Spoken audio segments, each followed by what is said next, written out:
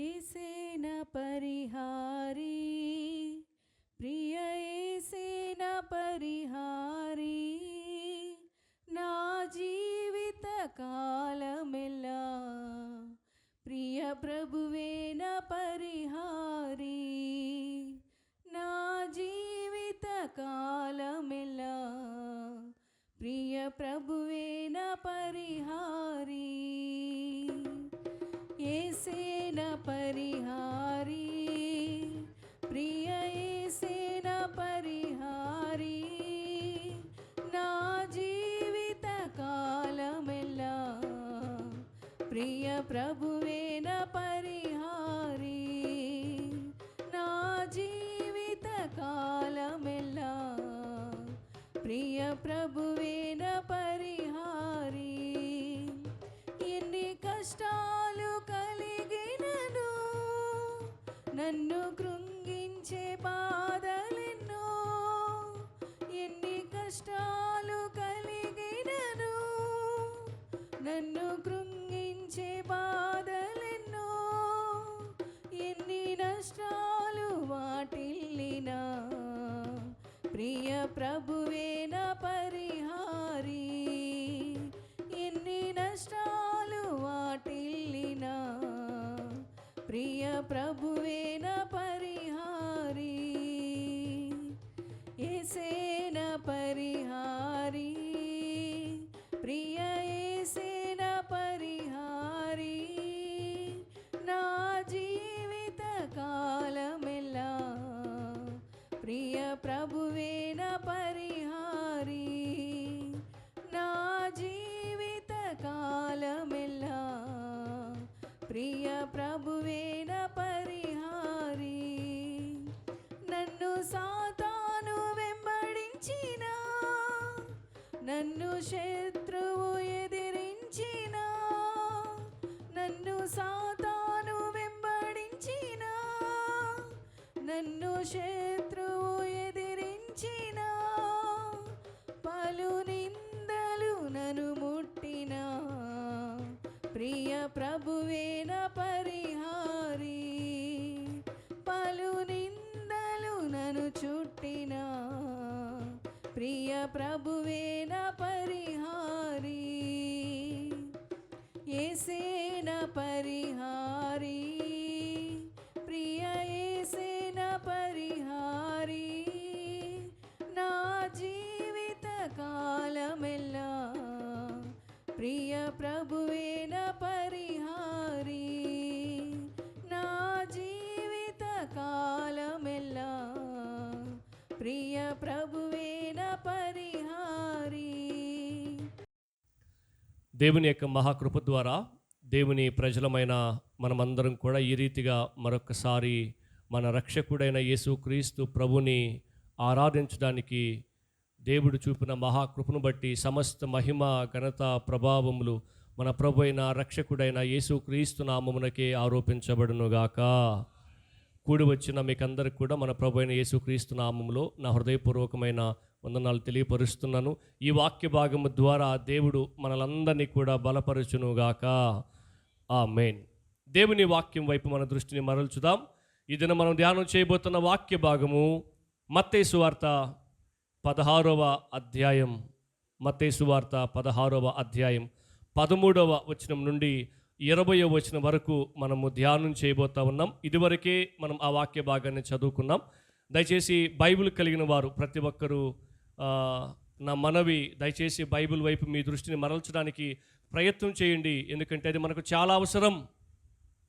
ఇక్కడ గుర్తుపెట్టుకోండి, దేవుడు మనతో మాట్లాడుతున్నాడు. ఇక్కడ మనకు ఏ ఉపన్యాసం స్పీచ్ వినిపించబడట్లేదు.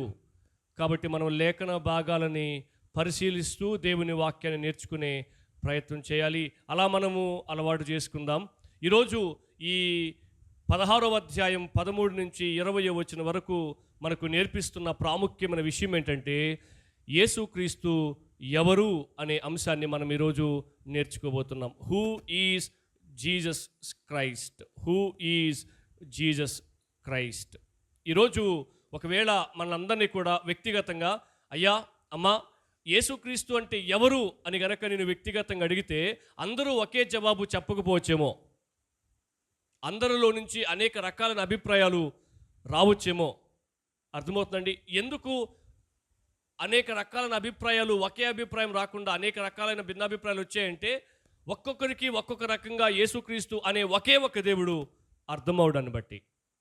ఈరోజు దేవుని వాక్యం ఆయన ఎవరు అని చెప్తుంది. దేవుని వాక్యం ఆయన ఎవరు అని చెప్తుంది.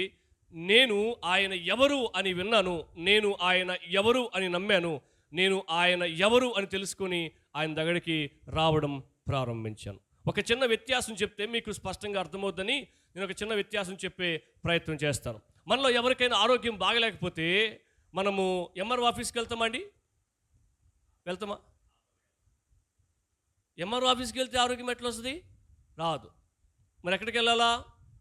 హాస్పిటల్కి వెళ్ళాలి. ఒకవేళ అక్కడికి వెళ్ళి అడిగామనుకోండి, నేను ఇక్కడ వైద్యం చేయడానికి లేను, మీరు వైద్యం చేసే వైద్యుల దగ్గరికి వెళ్ళండి అని వాళ్ళు చెప్తారేమో. అలాగే మనలో ఎవరికైనా ఈ రెవెన్యూకి సంబంధించిన పనులు పడినప్పుడు హాస్పిటల్ దగ్గరికి వెళ్ళి అర్జీ పెట్టే ప్రయత్నం చేస్తామండి? చెయ్యం. ఒకవేళ అలా అర్జీ పెట్టే ప్రయత్నం చేస్తే వాళ్ళు ఏమంటారు తెలుసండి? మీరు రెవెన్యూ ఆఫీస్కి వెళ్ళండి, ఎంఆర్ఓ ఆఫీస్కి వెళ్ళండి, మీరు వచ్చింది హాస్పిటల్కి, మేము రెవెన్యూ యొక్క పనులు చేయడానికి మేము లేము, మీరు అక్కడికి వెళ్ళండి అని చెప్తారేమో. సో ఏమర్థమైంది మీకు? ఎవరు మనకు ఏది ఇస్తారో, ఎవరు మనకు ఏది చేస్తారో వాటి కోసమే వాళ్ళని మనము సంప్రదించే ప్రయత్నం చేయాలి. వాటి కోసమే మనం వారిపై ఆధారపడే ప్రయత్నం చేయాలి. వాటి గురించి మాత్రమే చెప్పే ప్రయత్నం చేయాలి. అలా కాకుండా ఆరోగ్యం బాలినప్పుడు ఎంఆర్ఓ ఆఫీస్కి వెళ్ళడం వల్ల, రెవెన్యూ పనులు పడడం వల్ల, హాస్పిటల్కి వెళ్ళడం వల్ల ఏ ప్రయోజనం లేదు. ఒకవేళ మనం బాగా పరిచయిస్తున్నామైతే ఈ మాట కూడా అంటారేమో. ఏమని తెలుసా? ఒకసారి చెక్ చేయించుకోకూడదా అంటారేమో. ఏం చెక్ చేయించుకోవాలా? అర్థమైందా మీకు? ఏమైనా ఇబ్బంది అయిందేమో, నువ్వు ఎక్కడికి వచ్చి ఏమడుగుతున్నావు అని అడుగుతారేమో. ఏమర్థమైందంటే, యేసుక్రీస్తు ఏమి ఇవ్వడానికి ఉన్నాడో తెలిస్తే అందుకోసమే నమ్ముకుంటాం. ఆయన నేను ఎందుకు వచ్చినా, ఏమి ఇవ్వడానికి ఇవన్నీ చేసినా అని స్పష్టంగా తన వాక్యంలో చెప్పాడు.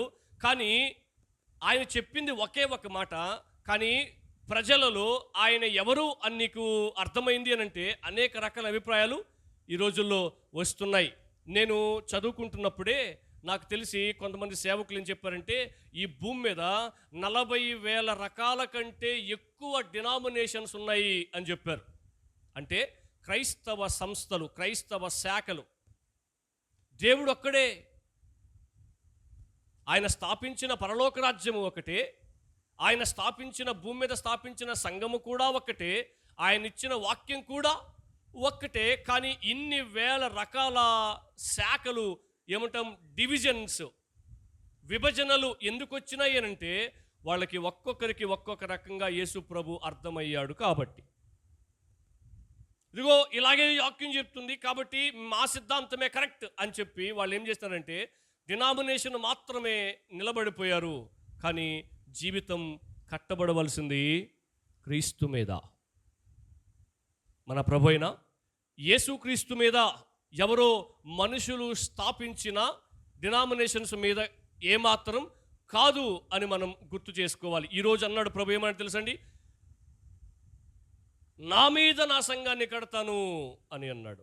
ఎవరి జీవితం అయితే క్రీస్తనే బండ మీద కట్టబడుతుందో వాళ్ళ జీవితాలు ఎంతో దీవించబడతాయి అని మనం గుర్తు చేసుకోవాలి. అసలు యేసుక్రీస్తు ప్రభుకి సంఘాన్ని స్థాపించాలి అనే డిస్కషన్ ఎందుకు స్టార్ట్ అయిందంటే, ఫస్ట్లోనే మనం చూసాం, ఇంతకుముందు అక్కగారు చదివారు ఈ వాక్య భాగాన్ని. ఏమని తెలుసండి? వాళ్ళని పిలిచి, శిష్యులను పిలిచి యేసు ప్రభు ఇలా అడగడం ప్రారంభించాడంట. ఏమని అడిగాడంటే, ఇదిగో జనులు నా గురించి ఏమని చెప్పుకుంటున్నారు అని అడిగాడంట. అది డిస్కషన్ యొక్క ప్రారంభం. అంటే యేసు ప్రభు ఎవరని, మనిషి కుమారుడు ఎవరని ప్రజలు అనుకుంటున్నారు అని అడిగాడంట. అప్పుడు వాళ్ళు ఏమన్నారు? చాలా రకాల సమాధానాలు, 4 రకాల సమాధానాలు చెప్పినట్టుగా మనం చూస్తాం. కొందరేమో, అయ్యా నువ్వు బాప్తిజం ఇచ్చే యోహానుని అనుకుంటున్నారయ్యా కొంతమంది అన్నాడు.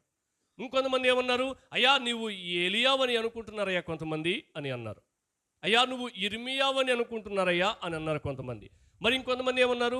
అయ్యా నువ్వు ప్రవక్తలలో, అంటే పాత నిబంధనలో ఉన్న ప్రవక్తలలో నువ్వు కూడా ఒకడివే అనుకుంటున్నారు అని అన్నారు. అవునా, సరే, మంచిదే, బాగా చెప్పినారు సమాధానం. అయితే మీరేమనుకుంటున్నారు అని కూడా అడిగాడు. జనులు నన్ను ఎవరని అనుకుంటున్నారు అని అడిగినప్పుడు వాళ్ళు రకరకాల సమాధానాలు చెప్పారు. దాంతోపాటు ఓకే పర్వాలేదులే, మీరేమనుకుంటున్నారు అని అడిగాడు. ఆలోచన చేయండి. ప్రజలు దేవునికి కొంత దూరంగా ఉన్నారు, వాళ్ళకి భిన్నాభిప్రాయాలు రావడం సహజం. వీళ్ళకి మాత్రం క్లారిటీ ఉండాల. ఎవరికి? ఆయనతో చాలా దగ్గర సంబంధాన్ని కలిగి అన్నిటినీ విడిచిపెట్టి యేసుప్రభునే వెంబడిస్తామని తీర్మానం తీసుకొని ఇక బ్రతికినంతకాలం యేసుప్రభుతోనే అని చెప్పి ఆయన వెంట వచ్చేసిన ఈ 12 మంది శిష్యులకి క్లారిటీ ఉండాలి. ఏమని? ఆయన ఎవరో అని. అర్థమవుతుందండి? ఈరోజు ఆ వాక్య భాగంలో నుంచి ఆయన ఎవరు అనే విషయాలు మనం నేర్చుకునే ప్రయత్నం చేద్దాం. అంతకంటే ముందుగా మీరు ఆలోచన చేయండి. మీరు కూడా ఈ ప్రశ్న మీ మనసులో, మీ మదిలో, మైండ్లో ఏమంటారు, రివైండ్ చేసుకుంటారండి, ఆలోచిస్తూ రండి. యేసుప్రభుని నేను ఎవరని అనుకుంటున్నా? ఆయన నీకు ఎలాగైతే అర్థమయ్యాడో అదే నీ విశ్వాసం. ఏమర్థమైందండి? ఆయన నీకు ఎలా అర్థమయ్యాడో అదే నీ యొక్క విశ్వాసం. నేను మీకు ఒక చిన్న ఎగ్జాంపుల్ చెప్పే ప్రయత్నం చేస్తా. ఒకసారి నేను చెన్నై వేలచెరి ప్రాంతంలో జైపాల్ అన్న, మీకు అందరికి తెలిసిన అన్న వాక్య భాగం మీరందరూ టీవీలో కూడా వింటూ ఉండొచ్చు. వేలచెరి ప్రాంతంలో అన్న చర్చి స్టార్ట్ చేసినప్పుడు నేను అక్కడ జాబ్ చేస్తూ ఉన్నప్పుడు అక్కడికి చర్చికి వెళ్ళేవాడిని. నేను చర్చికి వెళ్ళినప్పుడు నేను చాలా దగ్గర ముందు కూర్చునేవాడిని. ముందు కూర్చుంటున్నప్పుడు అన్న ఏం చేశాడంటే, ఆరాధన చేస్తూ ఉన్నప్పుడు ఒక యవనస్తుడిని పిలిచి అతని చెవిలో ఏదో చెప్పి పంపించాడు. ఆ తమ్ముడు అలాగే కూర్చున్నాడు. వచ్చి ఏం చెప్పినాడు పాస్టర్ గారు ఆ యవనస్తుడికి అని అనుకున్నాం. సర్లే ఏదో చెప్పుంటాడని చెప్పి మేము సైలెంట్ అయిపోయాం. అన్న వాక్యం స్టార్ట్ చేశాడు. వాక్యం స్టార్ట్ చేసిన ఒక 15-20 నిమిషాలకి ఆ తమ్ముడు లేచి నిలబడ్డాడు. ముందున్నాడు కదా, వెనకున్న వాళ్ళందరూ పాస్టర్ గారు వాక్యం చెప్పడం వదిలిపెట్టేసి ఆ తమ్ముడు వైపు చూడడం స్టార్ట్ చేశారు. వెంటనే ఆ తమ్ముడు ఏం చేశాడు తెలుసా? లేచి నడుచుకుంటూ బయటకు వెళ్ళిపోయాడు. పని చెప్పినాడేమో, లేదంటే పర్సనల్ పని ఏమని చెప్పి పోయినాడు అనుకున్నాం. వెనక్కి పోయి మళ్ళీ వచ్చేసినాడు. మళ్ళీ వచ్చి గమ్ము కూర్చున్నాడు. ఈ అబ్బాయి ఎందుకు లేచినట్టు, ఎందుకు వెళ్ళినట్టు, ఎందుకు కూర్చున్నట్టు అని చెప్పి విశ్వాసులు అందరూ కూడా ఏం చేసినారు తెలుసండి? వాక్యాన్ని విడిచిపెట్టేసి అందరూ ఆ తమ్ముడు వైపు చూడడం స్టార్ట్ చేసినాడు. ఆ రోజు పాస్టర్ గారు స్టార్ట్ చేసిన వాక్యం ఏం తెలుసా?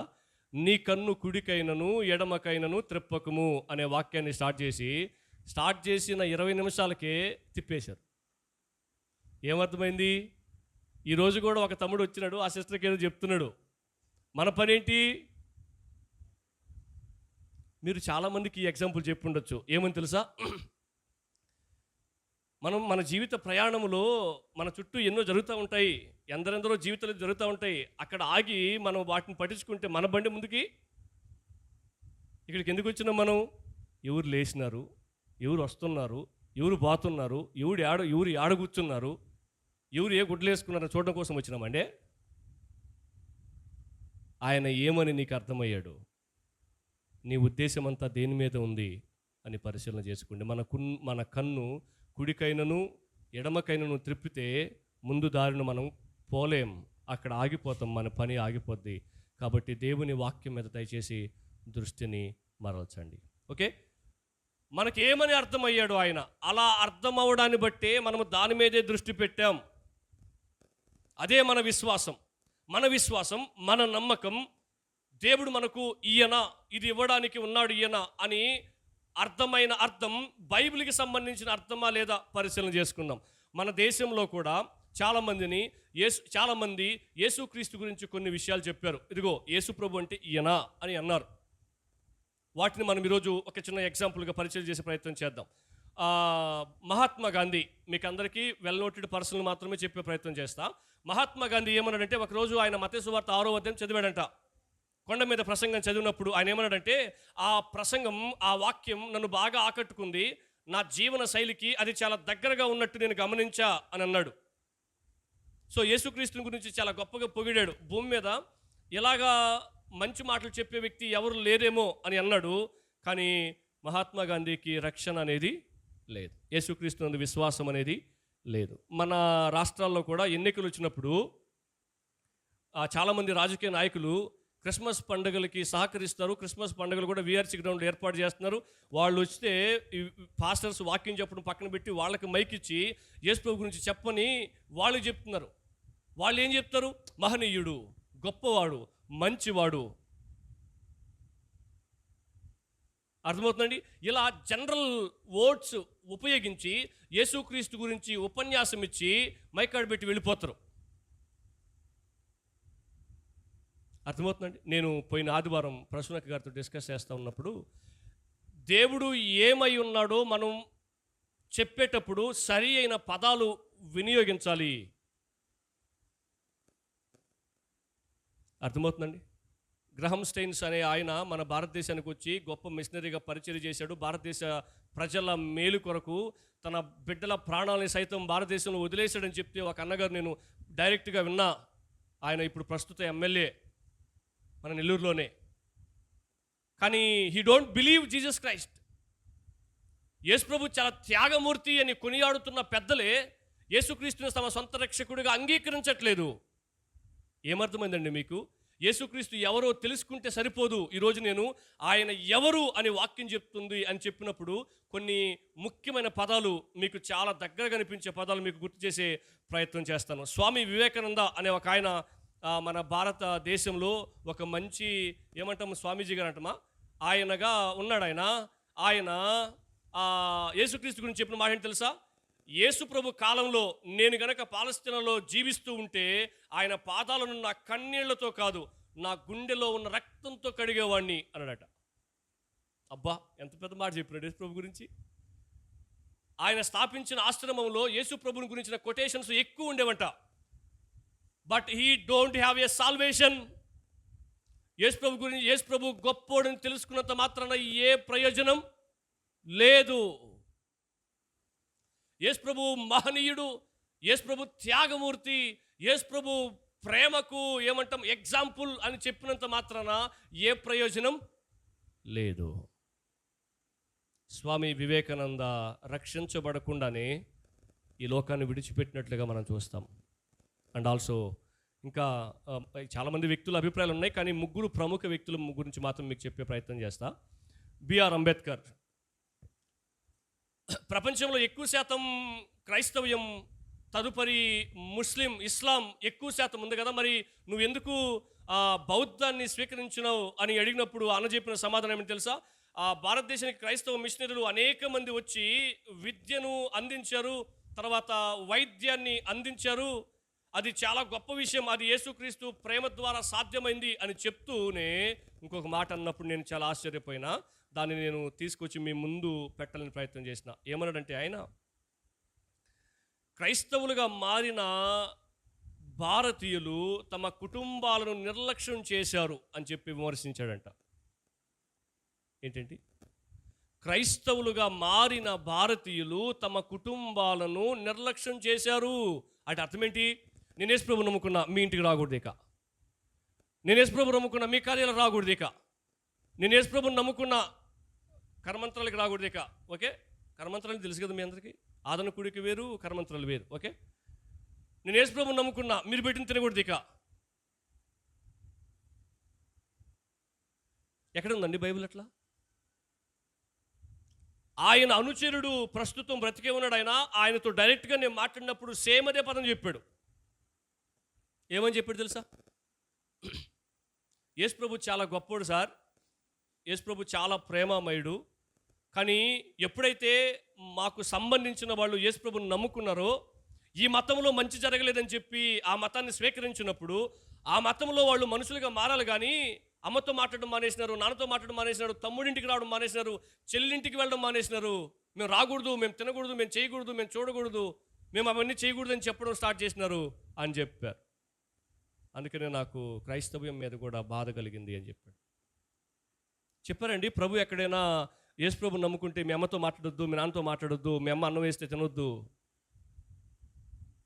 హిందువుల పెళ్ళికి వెళ్ళొద్దు, హిందువుల కార్యాలకి వెళ్ళొద్దని చెప్పి బైబిల్ ఎక్కడ దేవుడు చెప్పినాడండి? ఒకవేళ మీకు కనిపిస్తే సంతోషంగా నాతో వచ్చి మీరు డిస్కస్ చేయొచ్చు. మీకు ఎగ్జాంపుల్ చెప్తున్నా చూడండి. మనం మార్క్స్ వార్త 5వ అధ్యాయం వరకు మేబీ డిస్కస్ నేర్చుకున్నాం అనుకుంటా. యేసు ప్రభు పరిసయ్యులు యేసుప్రభుని అన్నప్పుడు మనం ఏమిన్నాం తెలుసా? ఆయన పాపుల స్నేహితుడు. ఈయనేంది వాళ్ళతో పాటు కూర్చొని భోజనం చేస్తున్నాడు? ఈయన యూదుడు కదా, వాళ్ళు అంటరాని ప్రజలు కదా, వాళ్ళ ఇంటికి వెళ్ళాడేంటి, వాళ్ళ పెట్టిన తింటున్నాడేంటి అని చెప్పి యేసుప్రభుని వాళ్ళు విమర్శించారు. ఆయన యేసుప్రభు ఏం చేశాడు తెలుసా అండి? వాళ్ళ ఇంటికి వెళ్ళాడు, వాళ్ళతో పాటు కూర్చున్నాడు, వాళ్ళు ప్లేట్లో భోజనం పెడితే ఆ భోజనాన్ని ఆయన తిన్నాడు. నిజమే, మీరు అన్నట్టుగా నేను నీతిమంతులను పిలవరాలేదు, పాపులనే పిలవచ్చి తిని అని అన్నాడు. సమరయ అనే ప్రాంతంలోనికి ఎవరు వెళ్ళకపోతే యేసుప్రభు వెళ్ళాడు. యాకోబు బావి దగ్గర ఆ సహోదరితో మాట్లాడాడు. రాళ్లతో కొట్టాలని ప్రయత్నం చేస్తున్న ఒక సహోదరిని అమ్మా అని పిలిచాడు. వెళ్ళకూడదు కదా, యేసుప్రభు కూడా రాయేయాలి కదా ముందు. ఆయన అన్నమాట ఏంటి తెలుసా? మీలో ఎవరు నీతిమంతులుగా ఉంటే మొదట వాళ్ళు రాయి వేయండి అంటే అందరూ రాళ్ళడు పారేసినారట. ఆయన అన్నమాట ఏంటి తెలుసా? నేను కూడా నీ మీద రాయి వేయనమ్మా, కానీ నువ్వు ఇక మీదట పాపం చేయొద్దు అని చెప్పాడంట. ఏమర్థమైందండి? భారతదేశంలో క్రైస్తవులుగా మార్చబడకపోవడానికి మారిన క్రైస్తవులే కారణం. మేము మీ ఇంటికి రాకూడదని చెప్తున్నారు, మీ కార్యాల్లో పార్టిసిపేట్ చేయకూడదని చెప్తున్నారు, మీరు పెట్టింది తినకూడదని చెప్తున్నారు. ప్రతి అత్త ఒకప్పుడు ఒక ఇంటి కోడలే. ఏమర్థమైంది మీకు? ఇక్కడ కూర్చున్న మనం అందరం కూడా పుట్టుకతోనే స్వభావ సిద్ధంగా పాపులం. మనం ఆకాశం నుంచి ఊడిపడ్డ పరిశుద్ధులమేమి? బైబిల్ ఏం చెప్తుంది? ఏ భేదమును లేదు, అందరూ ఇంక్లూడింగ్ అవర్స్, అందరూ పాపము చేసిన వారే, దేవునికి దూరమైన వారే. ఏమర్థమైందండి? ఒకసారి ఆలోచించేయండి. నువ్వు కాకపోతే ఇంకెవరు క్రీస్తు ప్రేమను చూపడానికి? నువ్వు వెళ్ళకపోతే ఇంకెవరు వెళ్తారు? దేవుడు అన్నాడు తన మొదటి ప్రసంగంలోనే, నువ్వే వెలుగువి, నువ్వే సారవంతమైన ఉప్పువి అని చెప్పడం మనం స్పష్టంగా చూసినాం. నిస్సారమైన జీవితానికి సారవంతమైన ఉప్పు అవసరం. చీకటి జీవితానికి వెలిగించబడిన వ్యక్తి అవసరం. నేను వెలిగించబడ్డా ఇక నీ జోలికి నేను రాకూడదు, నీ దగ్గర నేను రాకూడదు, పలకూడదు అంటే ఇంకెవరు మారుస్తారు వాళ్ళని? అతను కూడా యేసుప్రభు ఎవరి కోసం వచ్చినాడు? యేసుప్రభు భూమి మీదకి వచ్చినప్పుడు ఎంతమంది పరిశుద్ధులు ఉన్నారండి? యేసుప్రభు భూమి మీదకి వచ్చినప్పుడు పరిశుద్ధులు ఉంటే ఆయన ఎందుకు వస్తాడు? నువ్వే పోయి వాళ్ళ కోసం ప్రాణం పెట్టి పని ఉండేవాడు. అందుకని ఆయన ఎందుకు రావాల్సి వచ్చింది? ఎవరు లేరు కాబట్టి.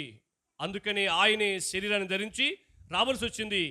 పరిశుద్ధమైన రక్తాన్ని చిందించవలసిన అవసరం ఉన్నప్పుడు భూమి మీద ఎవరు పరిశుద్ధులు లేరు కాబట్టి ఆయనే శరీరాన్ని ధరించి పరిశుద్ధ రక్తాన్ని చిందించవలసిన అవసరము వచ్చింది అని మనం గుర్తు చేసుకోవాలి.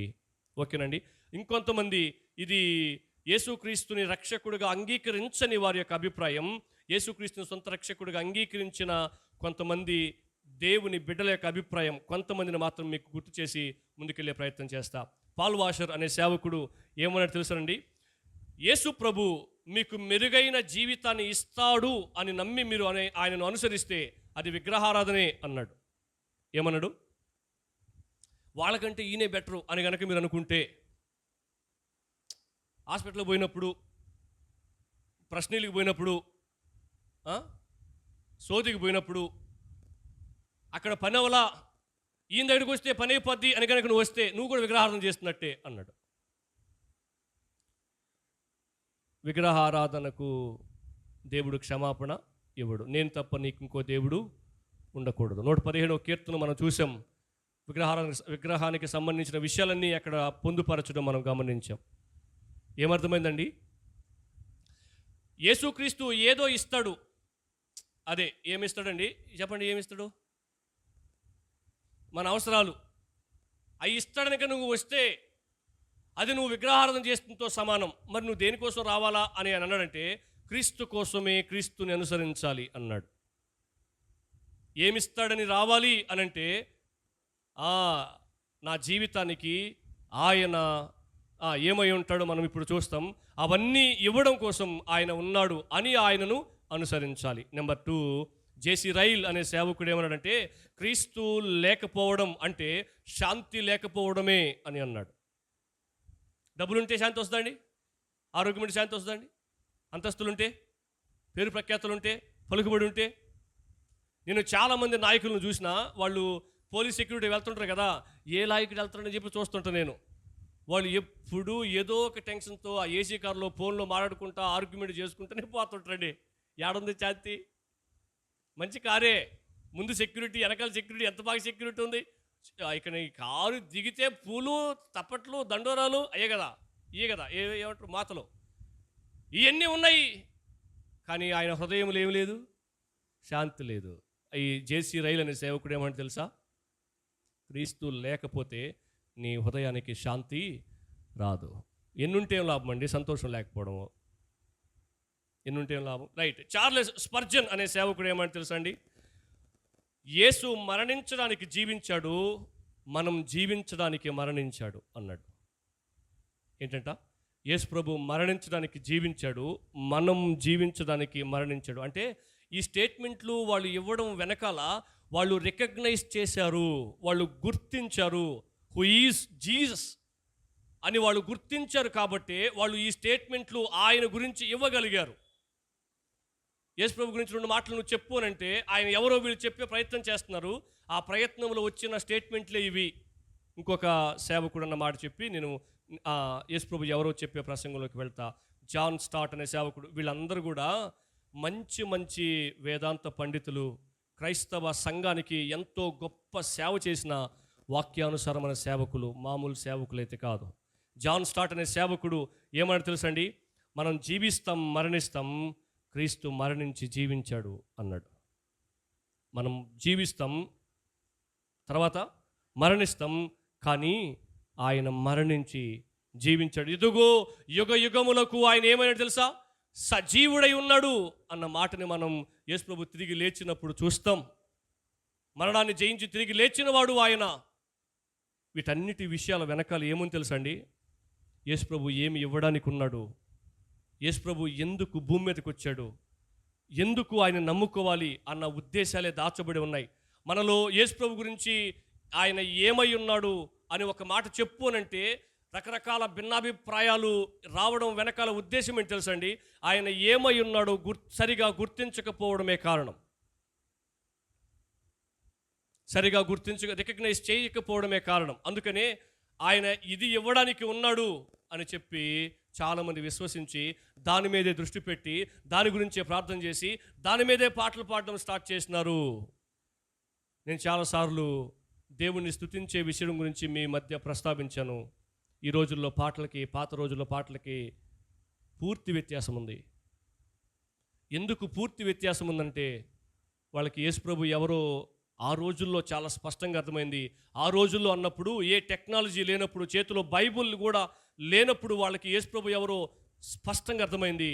కానీ ఈ రోజుల్లో ఆయన ఎవరో తెలుసుకోవడానికి అనేక అవకాశాలు ఉన్నా కూడా నేటి ఆధునిక క్రైస్తవ లోకానికి ఆయన ఎవరో సరిగా అర్థం కాకపోవడం చాలా బాధాకరమైన విషయం.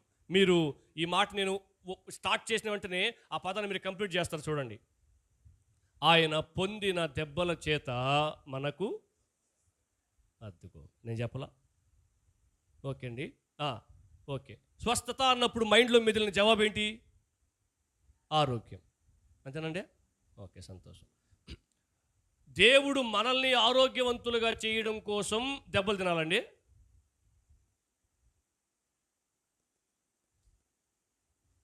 అవసరం ఉందా? ఆయన పొందిన దెబ్బల చేత మనకేమొచ్చిందట? స్వస్థత వచ్చిందండి. ప్రశ్న ఏంటి? మనల్ని స్వస్థపరచడం కోసం ఆయన రోమా సైనికుల చేతిలో నుంచి దెబ్బలు తినాల్సిన అవసరం ఉందా? ఆయన రోమా సైనికుల చేతిలో దెబ్బలు తినకముందు మనకు ఆరోగ్యం ఇవ్వలేదా? ఇచ్చినాడు. అసలు దెబ్బలు తినడానికి శరీరాన్ని ధరించి భూమి మీదకి రాకముందు మనల్ని బాగు చేసింది ఎవరు? యేసు ప్రభువే. అది రియల్ ఫ్యాక్ట్, అది వాస్తవ సత్యం. మరి ఇక్కడ ఏంది ఆ మాట రాసిందండి? ఆయన పొందిన దెబ్బల చేత మనకు స్వస్థత వస్తుంది. ఈ పదాన్ని ఎక్కువ మంది దేవుని ప్రజలు ఇంక్లూడింగ్ సేవకులతో సహా దేనికోసం వాడతారంటే ఆరోగ్యం కోసం వాడతారు. ఎందుకని తెలుసా? వాళ్ళు నమ్మింది దానికోసం, వచ్చింది దానికోసం. యేసు ప్రభుని ఆరోగ్యం ఇచ్చే దేవుడిని గుర్తించారు కాబట్టి ఆరోగ్యం కోసమే నమ్మారు, ఆరోగ్యం కోసమే ప్రార్థన చేశారు. ఇక్కడ నిలబడి సాక్ష్యం చెప్తే ఆరోగ్యం నాకు ఇచ్చాడు, నీకు కూడా ఇస్తాడని చెప్తారు. నమ్మకం అంతా, క్రైస్తవం భక్తి అంతా దేని చుట్టూ తిరుగుతుంది తెలుసా? స్వస్థత మీదే. దానికి వాళ్ళు ఈ వాక్యాన్ని కూడా జోడించారు. సింపుల్ లాజిక్ మనం అప్లై చేస్తే అక్కడ డౌట్ వచ్చేస్తుంది మనకు. ఏమని? నాకు ఆరోగ్యం ఇవ్వడం కోసం ఆయన దెబ్బలు తినాల్సిన అవసరం ఏముంది అసలు? మీరు మళ్ళీ చెప్తారు చూడండి. ఎందుకండి దేవుడు నెలగొట్టబడ్డాడు? ఎందుకు దెబ్బలు తిన్నాడండి? ఆరోగ్యం కోసం ఇవ్వడం కోసం అయితే కాదు. క్లియర్, అర్థమైపోయింది మనకు. మరి ఇంకేమి ఇవ్వడం కోసం? రక్షణ, అంతే. రక్షణ ఇవ్వడం కోసం. మరి ఇప్పుడు చెప్పండి, ఏ స్వస్థత? అయిపోయి. మరి ఇంతకు ముందు ఎందుకు వచ్చింది అర్థం? అన్నోళ్ళు చాలామంది సంవత్సరాల తరబడి చెప్పుకుంటూ వచ్చారు, ఆయన పొందిన దెబ్బల చేత నీకు స్వస్థత వస్తుంది. నూనె బాటిల్ తీసుకురా, అదే కొబ్బరి సోరు బాటిల్ తీసుకురా. కొబ్బరి సోరు కంపెనీ బతికేదే క్రైస్తవుల మీద. కొబ్బరి సోరు పారాచూట్ ఆయిల్ కంపెనీ బ్రతికేదే క్రైస్తవుల మీద, తెలుసండి?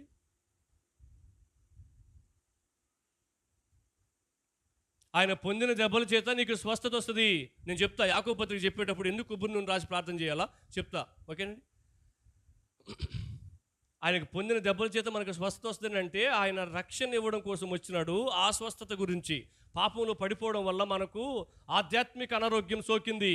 దాన్ని నయం చేయడం కోసం దేవుడు ఏం చేసినాడు? దెబ్బలు తినవలసి వచ్చింది. యెషయా గ్రంథం 53 అని చెప్పే సత్యం అదే కదా. మరి ఎందుకు స్వస్థత అన్న పదాన్ని తీసుకొచ్చి దానికి జోడించేసినాం? అది కావాలనే ఉద్దేశంతో వచ్చినాం కాబట్టి, అది ఇస్తాడని చెప్పినప్పుడు నమ్మాం కాబట్టి, అనేక మందికి ఇచ్చారని చెప్పి ఎగ్జాంపుల్ కూడా చూపించారు కాబట్టి. ప్రాక్టికల్గా అర్థం చేస్తున్నారా? ఓహో, అన్నకి ఇచ్చాడు కాబట్టి నాకు కూడా ఇస్తాడని చెప్పి నమ్ముతూ వస్తున్నారు. ఇదిగో అన్న చెప్పాడు కాబట్టి ఖచ్చితంగా జరుగుతుందని చెప్పి నమ్ముతున్నారు. నేను ఒక ఎగ్జాంపుల్ మీకు చెప్పిన, అంటే ఆయన ఏమి ఇవ్వడానికి ఉన్నాడు, ఏమిస్తాడని విన్నావు, ఏమిస్తాడని నమ్మి వచ్చావు. మరలా గుర్తు చేస్తాను చూడండి. ఆయన ఏమి ఇవ్వడానికి ఉన్నాడు, ఏమిస్తాడని విన్నావు, ఏమిస్తాడని నమ్మొచ్చావు. అది నీకు చాలా ముఖ్యం. It's a basement of our Christian life. మన క్రైస్తవ జీవితానికి అది పునాది వంటిది. పునాది కనుక ఏమంటారు సరిగా నిర్మించబడలేదనుకోండి, వాళ్ళు కట్టేటప్పుడే పడిపోతాయి. కట్టిన తర్వాత కాదు, కట్టేటప్పుడే పడిపోతాయి. ఎందుకని? పునాది సరిగా లేదు కాబట్టి. మనకందరికి సింపుల్ విషయం అర్థమవుతుందా? మనం నిలబడాలంటే కాళ్ళు సరిగా ఉండాలి.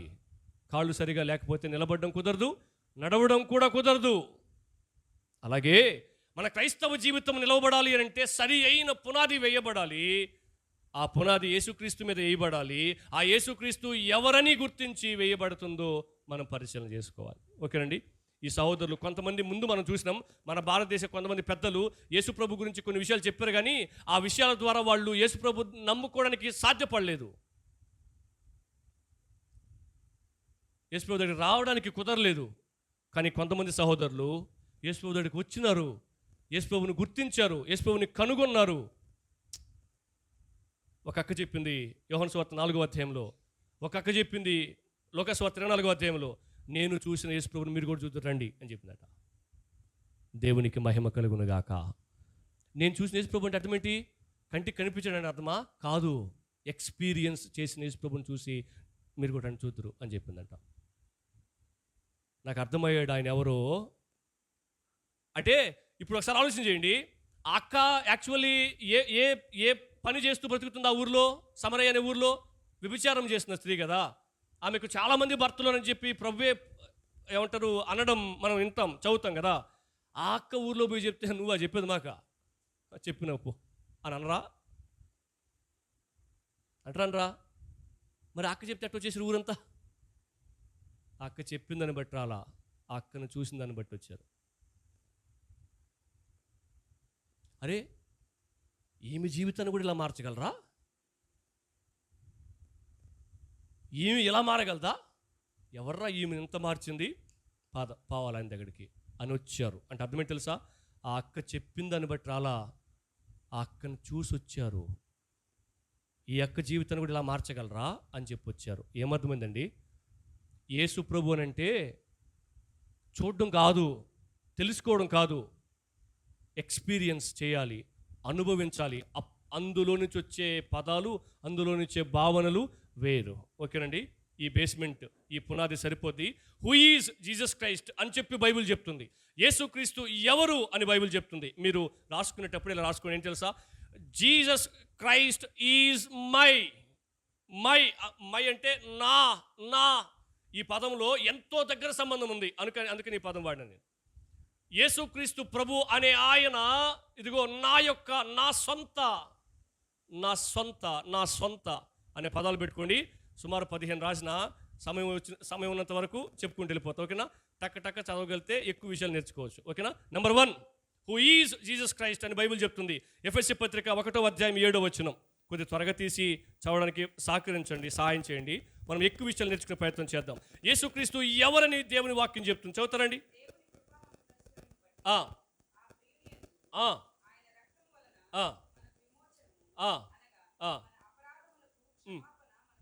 రైట్, చాలండి. నెంబర్ 1 మీరు గమనించండి. ఒకవేళ ఇప్పుడు మనకున్న ఈ సమయంలో 15 విషయాలు కనుక మనం చూడగలిగితే 15 విషయాలు ఒకే విషయం చెప్తుంది. జీసస్ ఈజ్ అవర్ అనే పదాన్ని వాడి ఆయన ఇదిగో ఇదై ఉన్నాడు, ఇది ఇవ్వడానికి ఉన్నాడు, ఇది ఇవ్వడానికి వచ్చాడు, ఇది ఇవ్వడానికి విను, ఇది కావడం, ఇది పొందుకోవడం కోసమే ఆయన దగ్గరికి రా అని చెప్తుంది బైబిల్ అంతా.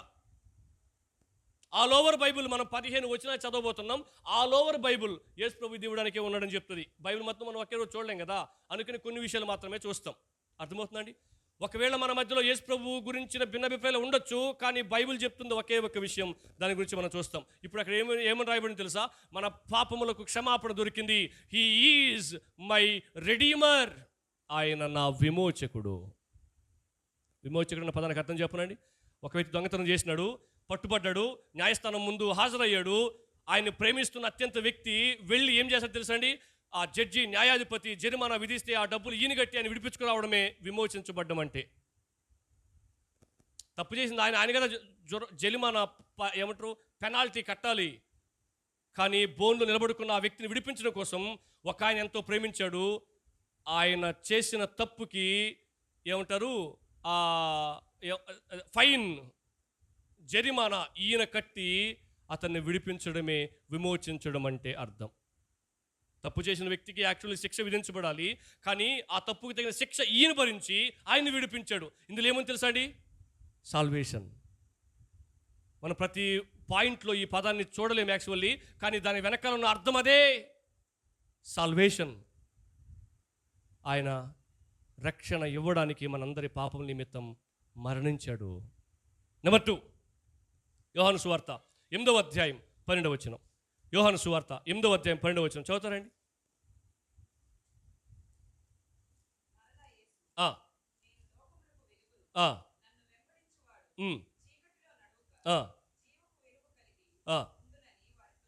Jesus is my light. ఏమర్థమైంది? లైట్ అనగానే ట్యూబ్ లైట్లు, 60 క్యాండిల్ బల్బులు అని అలా అర్థమైంది. సాయంత్రం 6 చాలామంది ఏం చేస్తారు తెలుసా? స్విచ్లు వేసి లైట్లు దండం పెట్టడం స్టార్ట్ చేస్తున్నారు. ఎందుకంటే ఈ యేసుప్రభు ఎలుగు అన్నాడు కాబట్టి. వాళ్ళకి ఏమర్థమైంది? యేసుప్రభు ఎలుగు అనే మాటకి వాళ్ళకి ఏమర్థమైంది అంటే వెళ్తురని అర్థమైంది. అందుకని వాళ్ళు ఏం చేసినారు? లైట్లు వేసినప్పుడు దండం పెట్టుకున్నారు లైట్కి. నువ్వు సూర్యుడికి దండం పెట్టినా, చంద్రుడికి దండం పెట్టినా, లైట్కి దండం పెట్టినా ఒకటే. అందుకని విగ్రహారాధన అయింది. మనం ప్రతి పాయింట్ని ఎక్స్ప్లెయిన్ చేయలేం కాబట్టి మీకు ఈజీగా అర్థం అవ్వాలి. యేసు ప్రభు వెలుగై ఉన్నాడు అంటే అర్థం ఏంటంటే అజ్ఞానంతో నింపబడిన లోకాన్ని ఏమంటారు? వేకప్ అంటే ఏమంటారు? మేలు కొలిపేటట్లు చేయడం కోసం. అది వెలుగంటే. ఇప్పుడు వెలిగిందా నీకా అన్నట్టు చూసి చాలాసార్లు. ఇప్పుడు గ్రహించినావా నువ్వు? ఇప్పుడు అర్థమైందా నీకు అనే భాష వాడతాం కదా మనం. దాని గురించి ఉపయోగించబడిన పదం జీసస్ ఈజ్ అవర్ లైట్. నేను లోకానికి ఏమైనా తెలుసా? చీకటితో నింపబడిపోయిన. చీకటిలో ఏం చేయడానికి కుదరతుందండి మనకు? ఏం చేయడానికి కుదరదు. ఎటు వెళ్ళడానికి కుదరుతుంది? ఏం చూడడానికి కుదరుతుంది? ఏం చూడడానికి కుదరదు. అటువంటి పరిస్థితుల్లో, అయోమయ పరిస్థితుల్లో కొనసాగుతున్న మనిషిని దేవుడు వెలుగుగా వచ్చి వెలిగించి, ఇదిగో నాయనా, అమ్మా, ఇదిగో జీవితం అంటే ఇది, అని చెప్పడం స్టార్ట్ చేసినాడు. ఇది మంచి, ఇది చెడు, ఇది వాస్తవం, ఇది అవాస్తవం, ఇది నిజం, ఇది అబద్ధం అని వెలుగులో చూపించడం స్టార్ట్ చేసినాడు. అప్పుడు మనం ఏం చేసి తెలుసండి, నిర్ణయం తీసుకునే అవకాశం మనకు దొరికింది. మంచిగా బ్రతకడం, వాస్తవంలో బ్రతకడం, నిజంలో బ్రతకడం మనకు కుదిరింది. ఎలా? వెలిగించబడ్డం ద్వారా. ఇప్పుడు దేవుడు ఏమన్నాడంట? వెలుగైనాడు. ఇక్కడ చర్చకు వచ్చిన తర్వాత మీకు ప్రసంగం చెప్తారు కదా, వెలిగించడం కోసమే, వెలిగించడం కోసం. అజ్ఞానంతో నింపబడిన వ్యక్తి ఏది పడితే చేస్తాడు, ఎట్లా పడితే అట్లా ఉంటాడు. నేను 2-3 రోజుల క్రితం మా ఇంట్లో ఒక సన్నివేశం జరిగింది. ఏం తెలుసండి, కుర్చీ మనం ఇట్లా మామూలుగా వేసుకుని కూర్చుంటాం కదా, మా పాప రివర్స్లో వేసుకుని కూర్చుంది. అది స్లిప్ అయిపోయి ఎట్ తగిలేసింది, అంటారు బొక్క పడిపోయింది, దెబ్బ తగిలింది, రక్తం అంతా వచ్చేసింది. ఎందుకు వచ్చింది, ఎందుకు జరిగింది ఆ విషయం అంటే, అజ్ఞానం. కుర్చీ ఎట్టేసుకుని కూర్చోవాలో తెలియదు కాబట్టి ఏం చేసినారు, రివర్స్లో వేసుకుని కూర్చోవడం స్టార్ట్ చేసినారు. వెలిగించబడితే ఏమవుతుంది, కుర్చీ ఎట్ట ఉపయోగించాలో తెలుస్తుంది. ఇక దాన్ని మీరు దేనికైనా అప్లై చేసుకోడేక. ఏం తినాలో, ఏం త్రాగాలో, ఏం చూడాలో, ఏం చూడకూడదు, ఎవరితో జీవితాన్ని పంచుకోవాలో, బిడ్డల్ని ఎలా పెంచాలో, కుటుంబాన్ని ఎలా ముందుకు నడిపించుకోవాలో, డబ్బుల్ని ఎలా వాడాలో, ఉద్యోగం ఎలా చేయాలో, మొత్తం వెలిగించబడితేనే సాధ్యం. నెంబర్ 3, మూడోది, యోహాను సువార్త 10వ అధ్యాయం 11వ వచనం. యోహాను సువార్త 10వ అధ్యాయం 11వ వచనం చదువుతారండి. నేను గొర్రెలకు మంచి కాపరిని. ఈ రోజుల్లో యేసుక్రీస్తుని అపహాస్యం చేయడం కోసం, యేసుక్రీస్తుని నమ్ముకున్న వ్యక్తులను అపహాస్యం చేయడం కోసం క్రైస్తవులను ఈ పదంతో పిలవడం మనం చూస్తూ ఉన్నాం. కానీ ఇక్కడ దాచబడి ఉన్న అర్థం తెలుసండి, కాపరికి గొర్రెకు ఎంతో డియరెస్ట్ అండ్ నియరెస్ట్ రిలేషన్షిప్స్ ఉంటాయి. కాపరి గొర్రెలకు చాలా అవసరం. కాపరి వాటిని కాస్తాడు, సంరక్షిస్తాడు, భద్రపరుస్తాడు, మేత అందిస్తాడు.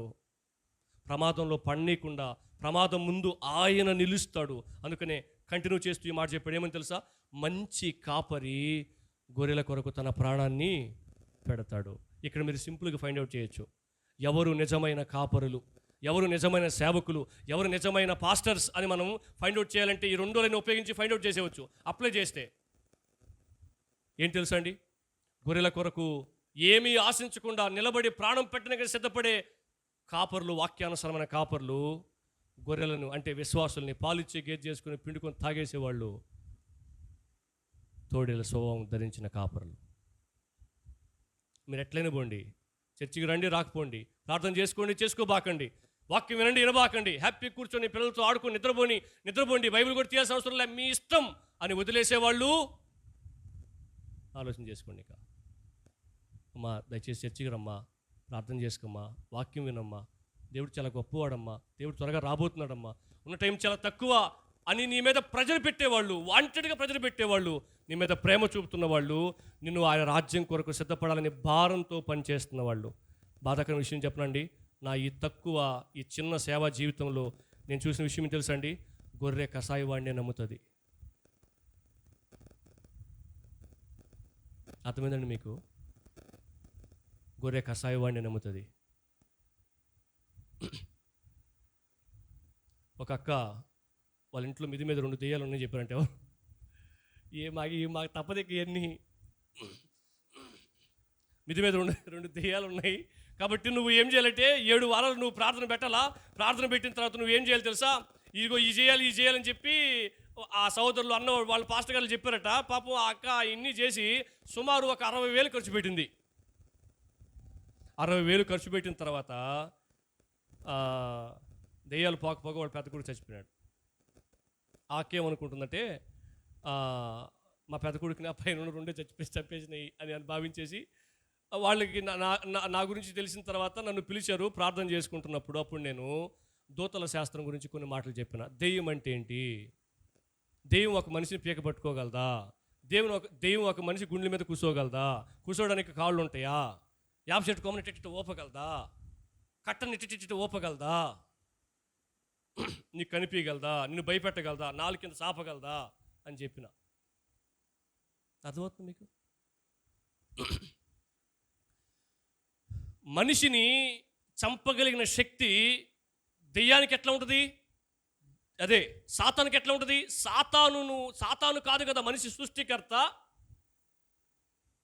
ఎవరు? దేవుడు. కానీ మనిషిని ఈ లోకంలో ఉంచాలన్నా ఎవరికి అధికారం ఉంటుంది? దేవుడికి ఉంటుంది. మనిషిని ఈ లోకం నుంచి తీసేసుకోవాలన్నా నరులారా తిరిగి రండి అని చెప్పేది సాతానుడు కాదు.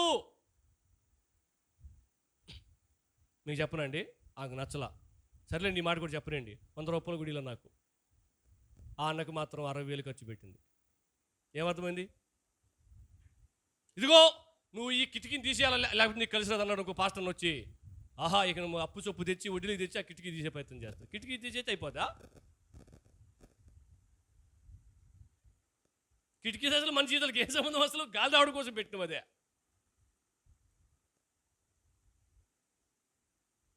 గొర్రె కషాయవాడిని నమ్ముతుందన్నమాట చాలా వాస్తవం. ఎందుకు ఈ మాట చెప్పినానండి? నిజమైన కాపరి ఎవరో, అబద్ధ కాపరి ఎవరో ఈ ఒక్క మాటను బట్టి మనం తేల్చేవచ్చు. ఏం తెలుసా? మన దగ్గర ఏది ఆశించకుండా నిర్మోహమాటంగా నిజాయితీగా యథార్థంగా సేవ చేస్తున్న వాళ్ళు, ఈ కాపరి మనసు కలిగిన సేవకులు, వాళ్ళు తినబో అని రోజు తిరిగే సమయానికి నా చేతిలో రూపాయి ఇచ్చి పడితే చాలని చెప్పుకునే వాళ్ళు ఎట్లా ఉంటుంది చెప్పనా? ఇట్లా ఉండదు. ప్రియమైన ప్రజలారా, దేవుడు మిమ్మల్ని ఎంతో ప్రేమిస్తున్నాడు. దేవుడు మీ కొరకు ప్రాణం పెట్టాడు. దేవుడు మీ కొరకు రాబోతున్నాడు. వాళ్ళు ఆడ నిద్రపోతుంటారు. వాళ్ళు వాక్యం వినరు. బాగా చెప్తున్నాలే అని అనుకుంటుంటారు. మహాత్మా గాంధీ అనేది అదే, వివేకానంద అనింది అదే కాదు. నిన్ను వాక్యములోనికి ఇంక్లూడ్ చేయడం బాధ్యత కలిగిన సేవకులు చేస్తున్న పని. నువ్వు వాక్యం వింటున్నావా లేదని పరిశీలన చేసుకోవడం బాధ్యత కలిగిన సేవకులు చేస్తున్న పని. నిజమైన కాపరి తన గొర్రెల కొరకు ఏం చేస్తాడు తెలుసండి? ప్రాణము పెట్టడానికని సిద్ధపడతాడు. అదే నిజమైన ప్రేమ. లేకపోతే లావాదేవీలే, ట్రాన్సాక్షన్సే పనిచేస్తాయి. నేను చూసిన చాలాసార్లు మా ఇంటికి ఎందుకు వస్తాలే, మా కాడ ఎందుకు కూర్చుంటాడులే, ఏమో మరంటే వాళ్ళ కాడ వాళ్ళు ఎక్కువ కారుకిస్తారు కాబట్టి. చూసినావా? ట్రాన్సాక్షన్స్ పనిచేస్తే అట్లాగే ఉంటాయి తెలుసా అండి. అది డిఫరెన్స్. మోసపోవద్దు అన్నాడు ప్రభు. నెంబర్ 4, 4వది, యోహాను సువార్త 15వ అధ్యాయం 15వ వచనం. యోహాను సువార్త 15వ అధ్యాయం 15వ వచనం చదువుతారండి.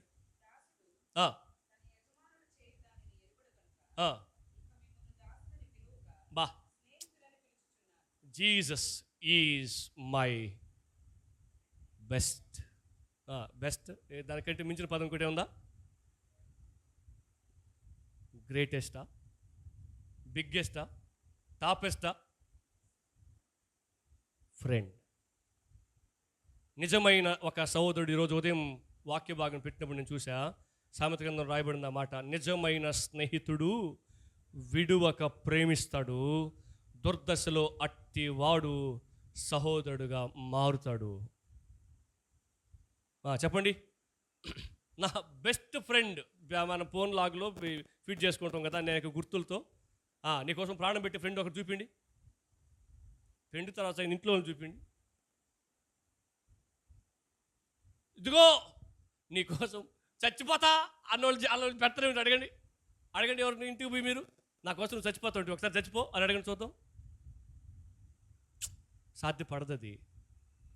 కానీ ఇక్కడ ఒక ఆయన ఉన్నాడు, నేను మిమ్మల్ని దాసులు అని పిలువక నా స్నేహితులుగా భావిస్తున్నా. యేసు ప్రభు ఎవరు తెలుసండి? మన నిజమైన లాభాన్ని ఆశించని త్యాగపూరితమైన ప్రేమ చూపే స్నేహితుడు. ఆ స్నేహితుడికి నువ్వంటే ఎంత ప్రేమ తెలుసా? నీకోసం దిగుచ్చేసేంత ప్రేమ, నీకోసం ఎన్నైనా మాటలు భరించేంత ప్రేమ, నీకోసం ఎంత దూరమైన వచ్చే ప్రేమ. ఒకసారి నేను ఒక వాక్య భాగం చెప్తూ, ఒక్క వ్యక్తిని యేసు ప్రభు కలవడం కోసం 58 మైళ్ళు నడిచి వెళ్ళాడంటండి. ఒకే ఒక్క వ్యక్తి కోసం 50 కిలోమీటర్లు కాదు, 58 మైళ్ళు నడిచి వెళ్ళాడట. అంత ప్రేమ ఉంది మన మీద యేసు ప్రభుకి. ఎక్కడ పొందుకోగలమండి? ఎక్కడ చూడగలమండి ఇలాంటి ఏది ఆశించకుండా ప్రేమించే స్నేహితుడిని? మనుషుల మధ్య ప్రేమ ఎలా ఉంటుంది తెలుసా? ఒక సాయం చేస్తే దాని వెనకాల 10 అవసరాలు దాచిపెట్టుకొని సాయం చేస్తారు. కానీ ఈ స్నేహితుడు మన దగ్గర ఏది ఆశించని స్నేహితుడు, ఆశించకపోగా అన్నీ ఇవ్వడానికి సిద్ధపడిపోయిన స్నేహితుడు, చివరికి ప్రాణాన్నైనా ఇవ్వడానికి సిద్ధపడిపోయిన స్నేహితుడు. అంత గొప్ప స్నేహితుడు ఇంకెవ్వరు ఎక్కడా దొరకరు. ఇప్పుడు చెప్పండి, Jesus is my best friend. Yesu ప్రభు నా గొప్ప స్నేహితుడు. అక్కడ నా అనే పదాన్ని మీరు హైలైట్ చేసుకుంటే ఆయనతో మీకు ఎంత దగ్గర రిలేషన్షిప్ ఉందో మీకు అర్థమవుతుంది. జీసస్ ఈజ్ మై నా యొక్క స్నేహితుడు. నేనేంటి 4 5 లూకాసు వార్త 2:11 లూకాసు వార్త 2:11 క్రిస్మస్ అప్పుడు ఈ వాక్యాన్ని మనం బాగా స్టడీ చేస్తాం, ధ్యానిస్తాం. దాంట్లో ఉన్న భావాన్ని ఒకసారి మనం పరిశీలన చేద్దాం. లూకాసు వార్త 2:11 దావీదు పట్టణమందు నేడు రక్షకుడు మీ కొరకు పుట్టి ఉన్నాడు, ఈయన ప్రభువైన క్రీస్తు. అర్థమైందండి? ఎందుకని యేసు ప్రభుకి రక్షకుడిని పెట్టారండి పేరు? యేసు ప్రభుకి ఎందుకు రక్షకుడు అని పేరు పెట్టండి? ఇంకేం పేరు ఎందుకు పెట్టకూడదు? ఇక్కడ పెట్టినట్టు మనం చూస్తున్నాం, కానీ పాత నిబంధనలు మనం ఏం చూస్తాం? పెట్టబోతున్నారని మనం చూస్తాం కదా. కన్యక గర్భవతి కుమారుని కనును ఆయనకు ఇక పైకి వెళ్తే ఆశ్చర్యకరుడు, ఆలోచనకర్త, బలవంతుడైన దేవుడు, నిత్యుడగు తండ్రి, సమాధానమునకు కర్త. అంటే అర్థమేంటి? సమాధానాన్ని సృష్టించేవాడు ఆయన. ఎవరికి సమాధానం? తండ్రిని దేవునితో, పాపి అయిన ఈ వ్యక్తికి సమాధానం కుదిర్చినవాడు ఆయన. అందుకని ఆయన పేరే సమాధానం కర్త అని రాశారు. అక్కడ కూడా రక్షణకు సంబంధించిన విషయాలే ఉన్నాయి. ఏమర్థమైంది సార్? అక్కడ ఏమర్థమైంది? దావీదు పట్టణమందు నేడు రక్షకుడు ఎవరికి అవసరం అండి? ప్రమాదంలో ఉన్న వ్యక్తికి అవసరం, అపాయంలో ఉన్న వ్యక్తికి అవసరం. అవునండి? నిరాశ్రయునికి అవసరం, నిరాధారంలో ఉన్న వ్యక్తికి అవసరం. ఏంటి మనకు వచ్చిన ప్రమాదం? పాపం వలన వచ్చిన జీతము, అది కదా ప్రమాదం. ఏంటి ఆ మరణం? నిత్య నరకం. అటువంటి ప్రమాదంలో నుంచి మనను తప్పించడానికి ఫస్ట్ పాయింట్లో చూసాం, విడిపించడానికి విమోచనకునిగా, రక్షకునిగా వచ్చిన రక్షకుడు ఈ యేసు ప్రభు. నువ్వు ఎవరనుకున్నావు యేసు ప్రభుని? ఎవరని నీకు అర్థమైంది? అక్కడ రాయబడిన వాటిని తెలుసా? మనం చాలా వెహికల్స్ మీద ఈ పదం చూస్తాం, చాలా తలుపుల మీద ఈ పదం చూస్తాం, చాలా బీరువల మీద ఈ పదం చూస్తాం, కొన్ని బైబిల్స్ మీద ఈ పదం చూస్తాం. ఏమని తెలుసా? Jesus is my saviour. దానికి కూడా కొంతమంది వ్యాఖ్యానం చెప్పారు. ఏమని తెలుసండి? జీసస్ మై సేవియర్ అంటే రక్షించువాడు. ఎక్కడి నుంచి రక్షించువాడు అని అంటే చెప్పండి, ఆపదల్లో నుంచి, అప్పుల ఊబిలో నుంచి, కష్టాల్లో నుంచి, అవమానాల్లో నుంచి, నిందల్లో నుంచి, హింసల్లో నుంచి, కొదువల్లో నుంచి రక్షించే రక్షకుడు అని చెప్పడం స్టార్ట్ చేసినారండి. అక్కడే ఉంది కదా, ఆయన వారి పాపముల నుండి వారిని విడిపించును గనుక ఆయనకు యేసు అనే పేరు పెట్టబడుతుంది. యేసు అన్న మాటకు అర్థం రక్షకుడు అని అర్థం. ఎక్కడి నుంచి రక్షించే రక్షకుడు అని చెప్తుంది బైబిల్? ఆయన వారి పాపము నుంచి వారిని విడిపించే రక్షకుడిని బైబిల్ చెప్తుంటే, వీళ్ళు దేనికి అప్లై చేసినారు? కష్టాలకి, నష్టాలకి, ఇబ్బంది. మీరు చెప్పండి, ఇక్కడ మనం అందరం యేసు ప్రభువుని నమ్ముకున్నామండి, నా జీవితంలో ఏ కష్టం లేదు, నేను బాగున్నానయ్యా అన్న చేతులు ఎత్తాను చూద్దాం. వాక్యం పక్కన పెట్టి ఏమ్మా ఎట్టున్నావు అని అన్నావు అనుకో, ఇంక 4-5 రోజులు పడుతుంది. ఎందుకు? మనల్ని మాట్లాడేది కాక అక్క చెప్తుంది, ఏం బతుకులేదు సార్, ఏముందిలే సార్, ఏది లేదు సార్, అది ఒళ్ళిట్టా, ఇల్లిట్టా, అదట్టా, ఇదిట్టా, నా పరిస్థితి ఇట్టా. వీళ్ళేం చేసినారు తెలుసండి? ఇట్స్ ఏ బిజినెస్ అని ఎందుకు చెప్తాను తెలుసా నేను? అది మోసం. వీళ్ళేం చేసినారు తెలుసండి? ఓకే, వీళ్ళు ఆ పరిస్థితులు ఉన్నారు కాబట్టి మీకు అర్థమవుతుందండి. షాపింగ్ మాల్కి నేను ఎట్ట తేవాలో వాళ్ళకి తెలుసు బాగా. బోర్డు ఏం పెడితే వచ్చేస్తావో తెలుసు వాళ్ళకి. అదేంటిది? బిజినెస్. నీకేం చెప్తే నువ్వు చర్చి వస్తావు, ప్రసంగాన్ని కరెక్ట్ అవుతుంది తెలుసా? Logic. It is not a real message of Jesus Christ. యేసుక్రీస్తు నీకు చెప్పాలనుకుంటే నిజం, నీకు చాలా అవసరం ఉన్నాయి, ఆ అవసరం నువ్వు రక్షించబడ్డం నీకు చాలా అవసరం అని ప్రభు చెప్పినాడు. మరి ఆరోగ్యం ఎవరిస్తాడు తెలుసా? ఆయనే ఇస్తాడండి. కష్టాన్ని ఎవరు పోగొడుతుంది తెలుసా? ఆయనే పోగొడతాడు. ఎవరు ధైర్యపరుస్తాడు తెలుసా? ఆయనే ధైర్యపరుస్తాడు. ఎవరు ఆదుకుంటాడు తెలుసా? ఆయనే ఆదుకుంటాడు. మీరు ఒకసారి ఆలోచన చేస్తున్నారా? మీకోసం ప్రాణం పెట్టేంత ప్రేమ కలిగిన దేవుడు, ప్రాణం పెట్టడానికి తెగించేసిన దేవుడికి నువ్వు అనారోగ్యంతో బాధపడుతుంటే చూస్తూ ఉండగలడా? కానీ నువ్వేం చేస్తున్నావు తెలుసా? అవసరాన్ని అప్లై చేస్తున్నావు దేవుడి దగ్గర, అది ఆయన బాధ. అవసరానికి ఆయన గుర్తు చేసుకుంటున్నావు, అది ఆయన బాధ. అంటే నేను నీకు ఆరోగ్యం మీకు చెప్పనండి. ప్రవచితమైన వాక్యం మనం ధ్యానిద్దాం. మరలా మనం చాలాసార్లు ఈ వాక్య భాగం స్టడీ చేసినాం. ఏ వాక్య భాగం? రాత్రంతయు శ్రమ పడినా ఏంటి అజయం? పడవ నిండా చేపలు పడలేదని వాళ్ళు బాధ.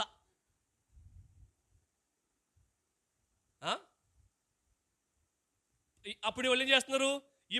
ఆ పక్కనేమో చాలా మంది యేసుప్రభు మీద పడిపోతూ తోసుకుంటూ యేసుప్రభు నిలబడడానికి కూడా ఛాన్స్ ఇవ్వకుండా యేసుప్రభు మీద ఆధారపడటానికి వెళ్తున్నారు, ఆయన చెప్పింది వినడానికి వెళ్తున్నారు. ఈ పక్కనే వీళ్ళిద్దరు ఏం చేస్తున్నారు? దేవుడు ఒక్క చేప కూడా పడలేడా అనుకున్నారు వాళ్ళిద్దరు. దేవుడు అనేవాడు నిజంగా ఉంటే, దేవుడు అనేవాడు శక్తిమంతుడు అయితే ఒక చేపన పడదా అనుకుంటున్నారు. అప్పుడు ఆయన ఏం చేశాడు తెలుసా? ఓహో, నాకంటే మీకు చేపలు ఎక్కువ అన్నమాట. అయితే సరే, అయితే మీరందరూ ఇక్కడ ఉండండి అని చెప్పి వీళ్ళిద్దరు కాడికి వచ్చి మీ ఇద్దరు పడవ తీస్తారు, పోదాం అని అడిగాడు. అది అసలు విషయం అక్కడ. వీళ్ళు ఏం చేస్తారు తెలుసా? నువ్వు కనుక యేసుప్రభు మాట చొప్పున వల వేస్తే నీ జీవితంలో కని విని ఇరిగిన చేపలు పడతాయి. చేపలు పడితే చాలా ఏంటండి? ఎన్ని చేపలు పడినా నువ్వు అటుకులు వండుకునేది 4 ముక్కలే, పోయేది 2 ముక్కలే, మళ్ళీ సాయంత్రానికే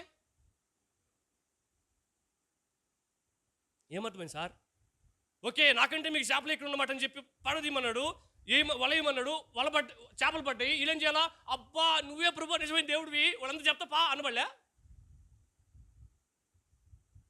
మేము రాత్రి వల వేసినాం, మాకు ఒక చేప కూడా పడలా. నువ్వు పొగులు వలయమన్నావు, పొగులు పడ్డే చేపలు. మత్స్యకారులు ఎప్పుడు చేపలు పడడానికి వెళ్తారండి? రాత్రులు కదా. ఈయన పొగులు వలేసి తిని చేపలు పడ్డాయి. వేరే పడవలు సాయం తీసుకున్నారట. వీళ్ళు ఏం చేయాలా? అప్పుడు కదా పాట పాడాల్సిన పడవలోనే. వీళ్ళు పాట పాడుకుని ఏమని తెలుసా? ప్రభువా మేము పాపాత్ములం, మమ్మల్ని విడిచిపెట్టి వెళ్ళిపో అన్నారు. చేపలు పడితే స్తోత్రం చెల్లింతుము కదా పాడాలా. మమ్మల్ని వదిలిపెట్టి వెళ్ళిపోయింటే మళ్ళీ చేపలు అట్టు పడతాయి. వాళ్ళకి చేపలే ఎక్కువ దేవుడి కంటే. చాలామందికి ఏం తెలుసా? ఆరోగ్యమే ఎక్కువ దేవుడి కంటే. అందుకని ఆరోగ్యం కోసమే వస్తాడు. ఆరోగ్యం ఎట్టేస్తాడు చెప్పండి అని చెప్తారు. నీ పాపం ఒప్పుకో, విడిచిపెట్టు, దేవుడు ఖచ్చితంగా స్వస్థపరుస్తాడు అని చెప్తే సరిగా అనిపించదు. ప్రభు ఏమన్నాడు? నీ పాపములు క్షమించబడి ఉన్నావని చెప్పుడు సులభమా, నువ్వు లేచి నీ పరిపెత్తుకొని నడవమని చెప్పుడు సులభమా అని మార్కు సువార్త 2 అని చెప్పలేండి. సో మనకి ఏమర్థమైంది తెలుసండి?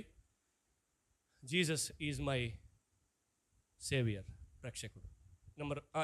ఎన్నో పాయింట్ అది? 6వ పాయింట్. ఇంక 2 పాయింట్లు చూసి మనం ముగించేద్దాం. 6వ పాయింట్ యెషయా గ్రంథం 53వ అధ్యాయం 5వ వచనం చదువుతారండి. ఇందాక మనం డిస్కస్ చేసాం ఆ పాయింట్ గురించి. మనం ఒకసారి ఆలోచించేద్దాం. యెషయా గ్రంథం 53వ అధ్యాయం 5వ వచనం. మన అతిక్రమ క్రియలను బట్టి. క్లారిటీ ఉందండి? ప్రతి పదం మనం కనుక అర్థం చేసుకుంటే అసలు ఎందుకు ఆయన ఇన్ని శ్రమలు, ఇన్ని దెబ్బలు తిన్నాడని మనకి ఈజీగా అర్థమైపోద్ది. మన అతిక్రమ క్రియలను బట్టి. అక్కడ అనారోగ్యం కాన్సెప్టే లేదు. అక్కడ ఆ వచనంలో కాదు, ఆ అధ్యాయంలో లేదు. అమ్మ ఒక్క నిమిషం తీసినారండి, చూడండి, చదువు ఇప్పుడు. మన అతిక్రమ క్రియలను బట్టి అతడు గాయపరచబడెను, మన దోషాన్ని బట్టి. పైనేమో అతిక్రమ క్రియలు అన్నాడు, ఇంకో లైన్లో ఏమన్నాడు తెలుసా? మన దోషాన్ని బట్టి నలుగొట్టబడ్డాడు. అదండి సమాధానార్థమైన శిక్ష గురించి ఏమని మాట్లాడుతున్నాడు? తండ్రి అయిన దేవుడు పరిశుద్ధుడు కాబట్టి పాపానికి శిక్ష విధించకుండా ఉండడు. ఎవరిని శిక్షించాలి? మానవుణ్ణి. మరి ఇప్పుడు ఈయన ఏం చేసినాడు? వాళ్ళని వదిలిపెట్టేసి నన్ను శిక్షించు అన్నాడు. అందుకని మన పాపం అంతా ఆయన మోసాడు అని చెప్తాం మనం. పాప భారం అంతా ఆయన మోసాడు, మనల్ని విడిపించాడు, మనల్ని తప్పించాడు అని అంటాం. అందుకని మనం ఆయన్ని స్తుతిస్తాం, ఆయన్ని ఆరాధిస్తాం. ఇప్పుడు తండ్రి అయిన దేవునితో మనం సమాధాన పడ్డానికి ఈయన కారణం. అందులో కూడా ఏముంది తెలుసా అండి? రక్షణే ఉంది. తర్వాత చూడండి, అదిగోండి, అతడు పొందిన దెబ్బల చేత మనకు స్వస్థత కలుగుచుంది. ఏ స్వస్థత గురించి మాట్లాడుతున్నాడండి? పాపం వల్ల మనందరమే అనారోగ్య బారిన పడ్డాం. ఇప్పుడు మనకందరికీ ఏం కావాలో తెలుసండి? ఆరోగ్యం కావాలి. అందుకనే ఆయన అంతగా శిక్షించబడవలసి వచ్చింది. Jesus is my healer. దేవుడు నన్ను స్వస్థపరిచేవాడు. అనారోగ్యానికి సంబంధించిన కాన్సెప్ట్ కాదది, రక్షణకు సంబంధించిన కాన్సెప్ట్. అండ్ ఫైనల్లీ చివరిగా మరొక విషయాన్ని మనం చూసే ప్రయత్నం చేద్దాం. తిమోతికి రాసిన మొదటి పత్రిక 2వ అధ్యాయం 5వ వచనం. తిమోతికి రాసిన మొదటి పత్రిక 2వ అధ్యాయం 5వ వచనం.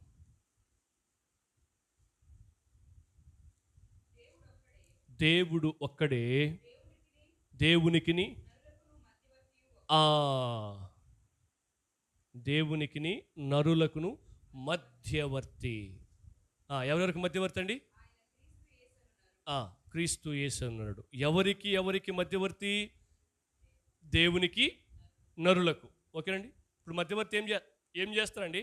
ఇప్పుడు భార్యాభర్తల మధ్య సమస్య వచ్చినప్పుడు మాట్లాడతారు కదా. మాట్లాడుతున్నప్పుడు ఆమెకి సపోర్ట్ చేసి మాట్లాడమనుకోండి, సెట్ అవ్వదు. ఆయనకి సపోర్ట్ చేసి మాట్లాడమనుకోండి, సెట్ అవ్వదు. మరి ఏం చేయాలా? ఇంకోటి, ఆమె బంధువు అయ్యామనుకోండి, ఆమెకు సపోర్ట్ చేసి మాట్లాడతాం. ఆయన బంధువు అయ్యామనుకోండి, ఆయనకి సపోర్ట్ చేసి మాట్లాడతాం. మళ్ళీ సెట్ అవ్వదు. మరి ఏమై ఉండాలా? మీడియేటర్ ఏమై ఉండాలా? మధ్యవర్తి ఏమై ఉండాలా? ఇద్దరికీ సంబంధించిన వ్యక్తి అయి ఉండాలా. ఇప్పుడు ఇద్దరు ఎవరు ఇక్కడ? దేవుడు, నరుడు, మనిషి. ఇప్పుడు ఈ మధ్యవర్తిగా వచ్చిన యేసుక్రీస్తు ప్రభు అనే ఆయన ఏమై ఉండాలా? ఒక పక్క దేవుడై ఉండాలా, మరొక పక్క నరుడై ఉండాలా. అది సంగతి. ఇప్పుడు దేవుడు న్యాయాధిపతి, పరిశుద్ధుడు కాబట్టి ఖచ్చితంగా శిక్ష విధిస్తాడు. కాబట్టి ఆ దేవుణ్ణి అర్థం చేసుకోగలిగిన దేవుడై ఉండాలా. అట్ ది సేమ్ టైం మానవుడు బలహీనుడు కాబట్టి, నిలబడడానికి స్వభావంలో పాపం ఉంది కాబట్టి పడిపోయే పరిస్థితులు వస్తాయి. కాబట్టి మనిషిని కూడా అర్థం చేసుకోగలిగి, అంటే మనిషి యొక్క బలహీనతలు అర్థం చేసుకోగలిగి ఉండాలి. మీకు అర్థమైందండి? చిన్నపిల్లలు చిన్న మిస్టేక్ చేసినప్పుడు, అయ్యా వాళ్ళకి తెలియదులే అయ్యా, చిన్నపిల్లకాయలు కదా. ఏమర్థమైంది? బలహీనులు వాళ్ళు. అందుకని ఏం చేస్తున్నాం? జాలి చూపిస్తున్నాం, క్షమిస్తున్నాం, నష్టం కలిగిన వాళ్ళని భరిస్తున్నాం. ఈ ఫీలింగ్. దేవుడు సంపూర్ణమైన మానవుడు, అట్ ది సేమ్ టైం సంపూర్ణమైన దేవుడు. కాబట్టే ఆ దేవునికి, పరిశుద్ధుడైన దేవునికి, పాపి అయిన మానవునికి సూటబుల్ మీడియేటర్, సరిపోయిన మధ్యవర్తి మాత్రమే. అందుకని మనము ప్రార్థన చేసేటప్పుడు చివరిలో ఈ పదాన్ని జోడిస్తాం. యేసుక్రీస్తు నామములో ప్రార్థిస్తున్నాము తండ్రి. తండ్రికి మనం ప్రార్థన చేస్తూ యేసుక్రీస్తు నామములో ప్రార్థన చేస్తాం. చాలామందికి ఈ మాటలు ఎలా అర్థమై తెలుసా? ఓహో, యేసు ప్రభు దేవుడు కాదైతే తండ్రిని దేవుడైతే అని చెప్పి వీళ్ళు ఏం చేసినా తెలుసా? ఏమంటారు దాన్ని? యెహోవా సాక్షులను మినిస్ట్రీ స్టార్ట్ చేసినారు. మన ఆంధ్ర రాష్ట్రంలో కూడా చాలామంది ఉన్నారు. మేబీ ముత్తుకూరులో కూడా చాలామంది మేబీ ఉండొచ్చు. మన దేవుడు ఏక దేవుడు, తండ్రి, కుమారుడు, పరిశుద్ధాత్మగా ఉన్న ఒకే ఒక్క దేవుడు అని ఎవరైతే నమ్ముతారో వాళ్ళు మాత్రమే రక్షింపబడినట్లు. తండ్రి వేరు, కుమారుడు వేరు, పరిశుద్ధాత్ముడు వేరు. ఆయన పాత కాలంలో వచ్చాడు, ఈయన సువార్త కాలంలో వచ్చాడు, ఈయన ఇప్పుడు ఉన్నాడు అని అన్నమనుకోండి, వేరు చేసినట్టే. అప్పుడు నిజంగా మనం రక్షింపబడినట్లు కాదు. ఒక అన్యజనుడు ఇంటర్వ్యూ చేస్తూ ఒక పాస్టర్ గారిని అడిగాడు. ఏమడిగాడంటే, దేవుడు ఎవరు అని అడిగాడు. ఆయన అన్యజనుడు కాబట్టి ఇంకొక దేవుడి పేరు తెచ్చాడు. ఇంకో పేరు ఏమన్నాడంటే యేసు ప్రభువా అని అడిగాడు. ఈయనేమంటే తెలుసా? తండ్రి అంటున్నాడు. యేసుక్రీస్తు అని చెప్పట్లే, తండ్రి అంటున్నాడు. అంటే ఏమర్థమైంది మీకు? యేసు ప్రభు దేవుడు కాదు, పరిశుద్ధాత్ముడు కూడా దేవుడు కాదు, తండ్రి మాత్రమే దేవుడు అని అర్థమైంది ఆయనకి బైబిల్.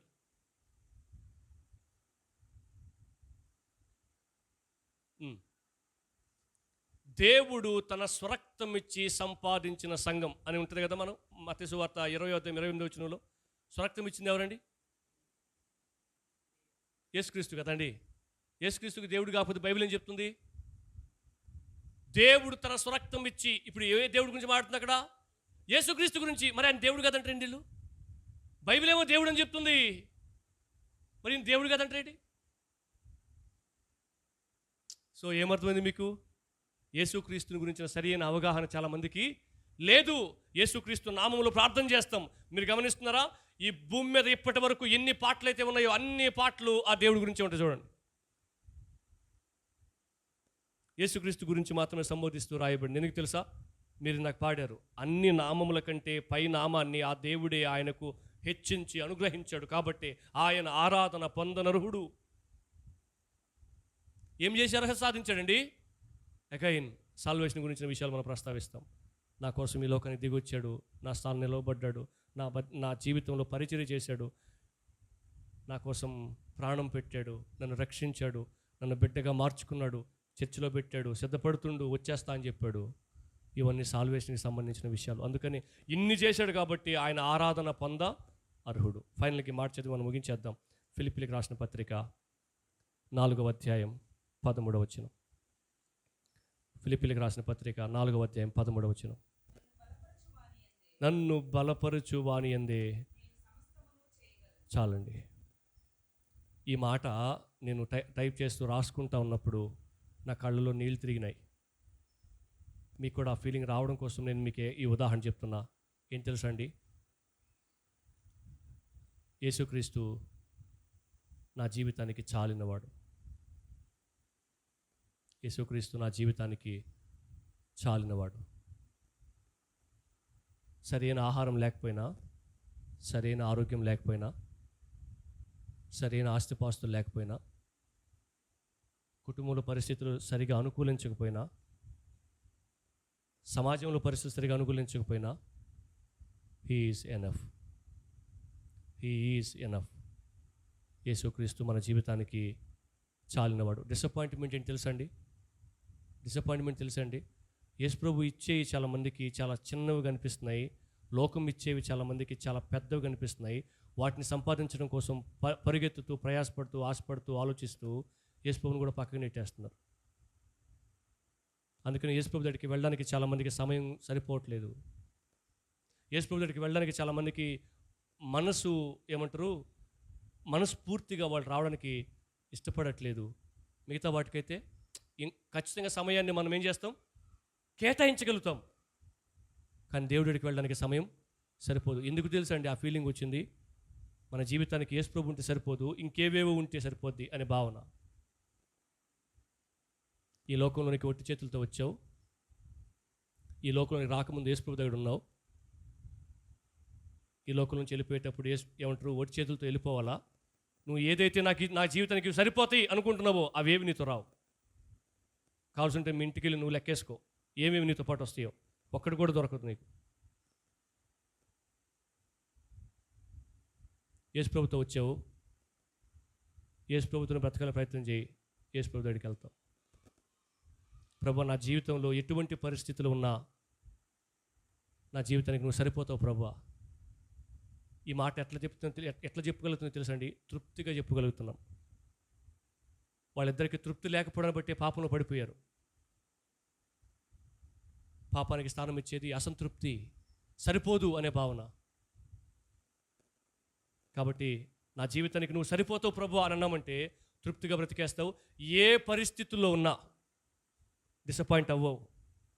గెంజి తాగే పరిస్థితులు ఉన్నా సంతోషంగా ప్రభు నీకు స్తోత్రం, ఈరోజు నువ్వు నాకు గెంజి తాగే స్థితిని ఇచ్చిన నీకు వందనాలు అని చెప్పగలం.